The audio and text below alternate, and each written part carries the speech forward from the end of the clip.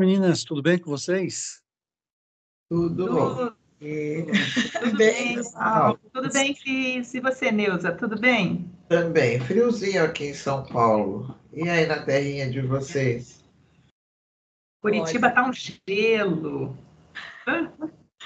Aqui em Cancún, 30 graus e já chegou um furacão. Então, tá tudo bem por enquanto. E com você, Paulo? Calor também. Pô, prefiro frio do que furacão, viu, Cris?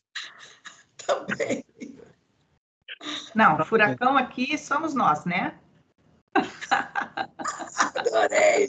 Sim, concordo. Furacão só aqui, então vamos lá. Ô, gente, hoje nós estamos gravando o nosso terceiro programa, né, do Instituto Conexões Cognitivas.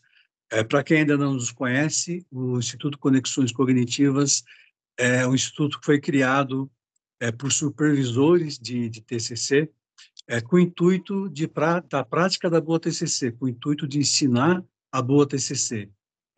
Principalmente ensinar a TCC na prática, executando o trabalho, aprendendo como funciona um atendimento bem feito, né? Então, só dando um toque para vocês que, em breve, nós estaremos lançando alguns cursos voltados ao aprendizado de TCC. Então, fiquem ligados nos programas, acompanhem a gente, porque em breve teremos novidades, né? Bom, meninas, o tema de hoje será o seguinte: quais são os mitos sobre a TCC?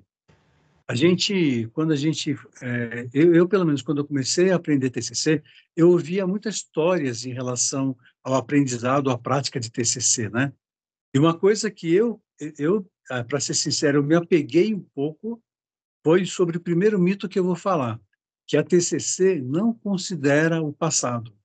Então, assim, é como se a TCC só trabalhasse o momento presente e desprezasse o que se passou no passado na história infantil relevante da pessoa. Só que isso não é uma verdade, absolutamente, né?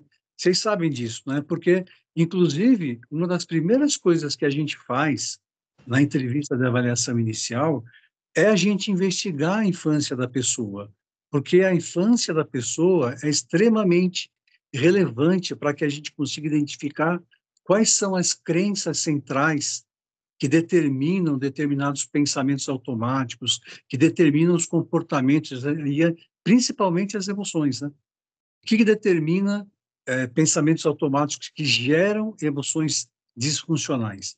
Se a gente não entende de onde vem isso, e isso vem da história infantil relevante, a gente não consegue entender, a gente não consegue fazer uma conceituação cognitiva adequada, né? Então, quando vocês ouvirem alguém falar, a TCC não considera o passado da pessoa, é uma mentira, é um mito, né? Repensem isso, tá bom? Eu gostaria de ouvir um pouco da Rose também, Rose. Qual é o mito que você trouxe para a gente? Eu trouxe para vocês hoje o mito sobre a emoção, né? Emoção. Que a TCC, ela não considera a emoção. E na verdade, a TCC considera muito a emoção. A emoção é importante. E quando nós estamos trabalhando com os nossos clientes, digamos assim, a premissa básica disso é entender a cognição, que é o pensamento, emoção, o sentimento e comportamento também. Então, a emoção, toda vez que nós estamos trabalhando com o nosso cliente, a primeira coisa que a gente procura fazer com que eles observem é quando há mudança nas suas emoções, nos seus sentimentos. Uma emoção forte, por exemplo, uma tristeza, né, uma ansiedade, raiva, medo, são emoções, né? Todas elas são importantes para nós, mas eu costumo sempre dizer o seguinte: elas têm as suas funções, mas quando elas ultrapassam, digamos, aquele limite, né, que chama atenção, então significa que tem algo ali, como uma crença que está sendo ativado, tem um pensamento negativo distorcido. Então é importante a gente, muitas vezes, quando nós vamos desafiar esse pensamento, a gente pode começar entendendo o pensamento, a cognição, sentimento, comportamento, ou muitas vezes nós já vamos direto para a emoção. E a emoção a gente vai entender o pensamento e comportamento. Ou seja, a TCC valoriza muito a emoção.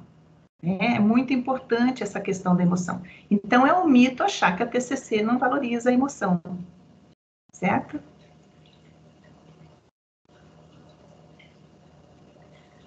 Bem, é uma delícia ouvir vocês. Eu peguei a oportunidade, porque, Rose, quando você fala sobre valorizar, faz eu lembrar de uma aula última que eu ministrei e uma aluna trouxe, né? Olha, vinha de uma outra abordagem, mas eu não consigo imaginar o quão eficaz pode ser essa terapia, porque ela é muito rápida para ser eficaz.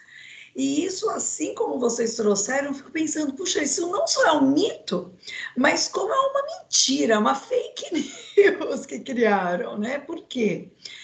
Primeiro que uma pessoa que tem uma crença de incapacidade, por exemplo, ela se vê incapaz até para amarrar o próprio cardaço do sapato. Em uma sessão, se nós escolhermos um tema a ser trabalhado, que está relacionado, por exemplo, com algo específico da incapacidade, ao trabalhar bem esse tema, eu chamo de o dominó do bem. Ou seja, vai ser multiplicado os ganhos trabalhados quando esse paciente ele aprende a amarrar o sapato dele. Ao aprender, ele cria novas conexões. E essas conexões estão relacionadas justamente a ele se ver capaz, vai formando uma crença totalmente contrária e diferente daquela de incapacidade. Ao trabalhar esse tema e ao se expandir para outros, é onde a gente vê a eficácia e essa velocidade da sessão. Mas nós, em uma sessão, nós não trabalhamos 10 temas. E por isso, parece até, mas como assim? Se não trabalhar 10, como é tão eficaz? Justamente por isso. A gente seleciona um tema, trabalha muito bem esse tema, e ele é expandido para os outros temas que estão dentro daquela caixinha, como o exemplo que eu trouxe da incapacidade. Então, ela é muito eficaz, é comprovada cientificamente, como Rosa estava dizendo, nós trabalhamos as cognições, a gente trabalha as emoções e os comportamentos dentro de um plano muito bem feito por nós. Não é isso mesmo, Neuza? O que você conta pra gente? E você, que mito você traz? Olha, eu estou trazendo um mito que eu considero... ele trabalha com exclusão, porque quando ele diz que só pessoas com alto nível de instrução podem se beneficiar da TCC, ela acaba negando o quanto a TCC ela é personalizada. Então, ela se enquadra, ela é adaptável a qualquer nível de instrução do nosso paciente, né? Então, quando a pessoa tem a capacidade de observar os seus pensamentos, de avaliar os seus pensamentos, ele automaticamente ele já consegue se beneficiar do nosso trabalho na terapia cognitivo-comportamental. Não tem nada a ver com QI, com nível de instrução. Então, voltando a bola aí para o Paulo. O que você disse é muito importante, né, Neuza? Porque, inclusive, é um aprendizado que todo psicólogo tem. Todo atendimento tem que ser feito na linguagem do paciente. Né? Você nunca fala com o paciente numa linguagem que ele não possa compreender. Então, a adaptação tem que ser feita por parte do terapeuta, não do paciente, não é? Então, realmente é descabido isso. Esse foi o primeiro programa, né, sobre mitos sobre a TCC. Na semana que vem, nós estaremos lançando um novo programa com a segunda parte dos mitos, né? Então, teremos 4 novos mitos para falar para vocês aqui. Eu peço que vocês compartilhem o vídeo com seus amigos e familiares, compartilhem também com colegas psicólogos. É muito importante porque a gente sempre vai falar bastante sobre o atendimento de TCC, que é um tema que, obviamente, interessa principalmente para terapeutas, para psicólogos, né? Então, eu peço para que vocês nos ajudem. Deixem seu like também, porque seu like é muito importante para o YouTube reconhecer a relevância do programa, tá? Então, nos ajude, porque a gente está começando um novo canal, um novo trabalho, né, um novo projeto, e a gente conta com sua ajuda, tá bom? Então, obrigado, meninas, muito obrigado mesmo. E a semana que vem estaremos aqui com quatro novos mitos sobre a TCC. Até semana. Até uma semana. Tchau, tchau.